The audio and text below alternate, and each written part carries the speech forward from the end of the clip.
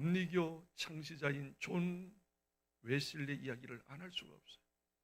웨슬리 목사님은 참으로 기독교 집안에서 어릴 때부터 나름대로 경건의 생활에 그 어머니가 얼마나 충실하게 가르쳤는지, 그래서 성경을 늘 가까이 했어요. 교회 생활 잘했어요. 그리고 옥스퍼드 대학을 졸업했습니다. 그리고 너무나 공부를 잘하고 수재였기 때문에 대학 교수를 10년 동안 했습니다. 한번 생각해 보세요. 기독교 집안에서 성장하고 늘 아침마다 성경을 읽고 또 성경 암송하지 않으면 어머니가 잠을 재우지 않았대요. 그렇게 경건생활을 나름대로 했던 그리고 공부를 잘해서 최고의 대학인 옥스퍼드의 대학에 졸업하고 대학 교수를 10년 동안 했던 그 웨슬리 목사님이 또한 미국의 선교사로 파송됩니다. 그래서 이제 대서양의 배를 타고, 그때 배가 허스름하겠죠. 하여튼 배를 타고 이제 대서양 아마 한 달 이상을 이제 지내면서 이제 그 조지아주, 미국 조지아주에 이제 선교사 파송이 돼가지고 가게 되었습니다. 그 동생과 더불어서. 그런데 가는 와중 속에 배를 타고 가는데 얼마나 파도가 강력하게 일는지, 바람이 부는지, 막 이 배가 띄우뚱거려요. 그 안에 100명 이상이 탄 사람들이 있는데 막 아우성을 치는 거예요. 웨슬리 목사님도 두려움이 생겼어. 죽는구나. 막 겁에 질려가지고 어쩔 줄 모르고 있는데 어쩌면요, 같은 배에 탔던 소수의 사람이 막 찬송을 하는 거예요. 그 와중 속에 막 배가 띄우뚱거리면서 언제 파괴될 줄 모르는 그 환경 속에서 아랑곳하지 않고 막 찬송, 아까 우리가 찬송했던 구원의 찬송, 구원의 감격의 찬송을 막 하는 거야. 그래서 웨슬리 목사님이 그걸 보고 난 다음에 충격을 받습니다. 아니, 나는 지금 죽을까 봐 두려운데 말이야. 어떡하지? 죽으면 어떡하지? 막 벌벌벌 떨고 있는데 소수의 그 사람들을 보니까 모라비안 교도들이에요. 그 교도들 한 26명이 이렇게 모여서 막 찬송하는 그런 가운데, 그래서 겁에 질렸던 웨슬리 목사님이 거기에 수장이었던 그 리더에게 물어보면, 두렵지 않습니까? 겁나지 않습니까? 지금 언제 이 배가 파괴될 줄 모르는데, 우리가 다 진멸할 줄 모르는데 이렇게 찬송 부를 수 있습니까? 오, 형제여, 우리는 예수 믿고 죄 사함받고 하나님의 자녀가 되었습니다. 비록 이 땅을 떠날지라도 우리의 진정한 본향집 천국에, 하나님의 집에 갈 수 있기에, 지금 저도 천국 갈 수 있기에 아주 그 와중 속에 말입니다, 여유를 갖고 얼마나 자신만만하게 미소를 띄우면서 형제여, 우리는 예수 믿고 구원받은 사람이기에 천국이 보장됐기 때문에 기뻐할 수 있습니다.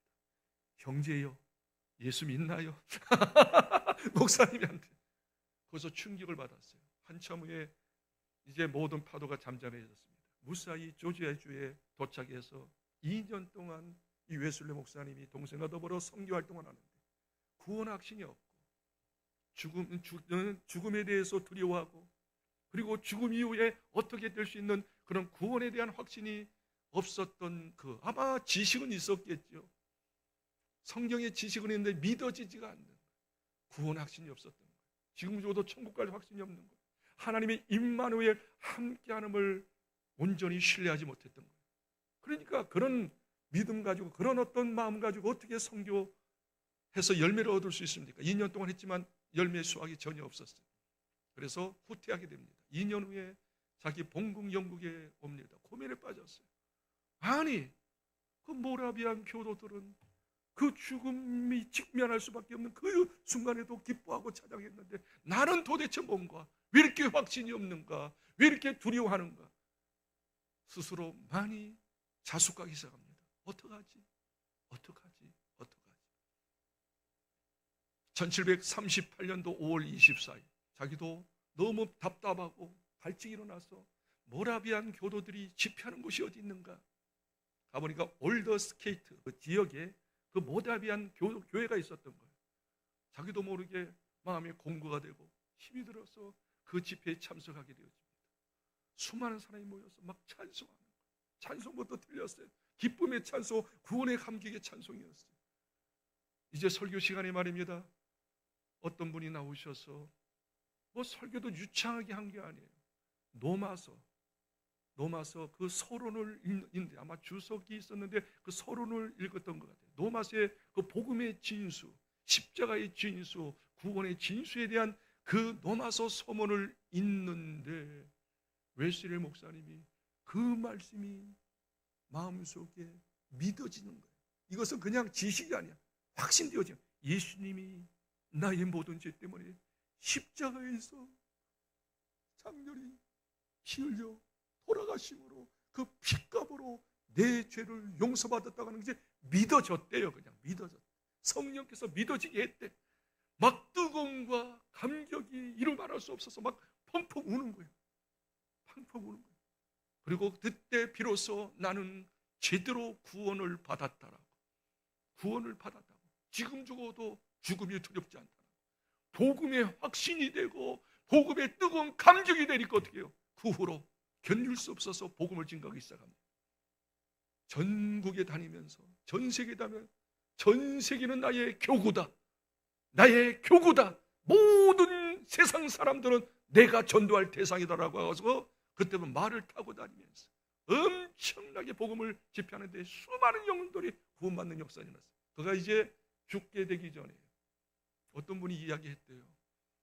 웨슬리 목사님, 그동안 수많은 사람들을 구원시켰는데, 수많은 사람이 예수 믿고 구원받았는데 이제 당신도 지금 천국 가게 되지 않습니까?